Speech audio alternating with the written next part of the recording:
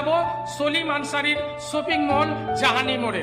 অবশ্যই শেষ পর্যন্ত আপনারা দেখুন। দোকানটি যে দেখতে পাচ্ছেন এটি সলিম আনসারি, মানে খিকড়িটাঙ্গির সলিম আনসারি যে পঞ্চায়েত সমিতির মেম্বার আছে, তিনি এই কাপড়ের দোকানটি খুলছেন এই যে জাহানি মোড়ে।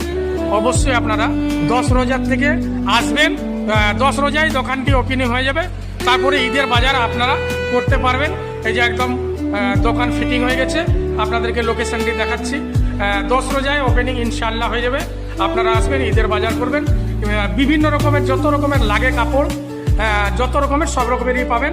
এখন এই যে এখানে বসে আছে আমাদের এই যে কিনারির নাম হলো সলিম আনসারি, আমাদের নাইন্দা আছে, আনসার বাবু আছে, এই যে মোহনপুরের একজন আছে, এই যে এটা একটা আমার একটা ছেলে, এই ছেলেটাও আছে।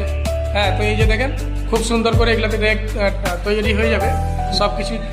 আর এদিকে তো সব দেখতেই পাচ্ছেন আপনারা।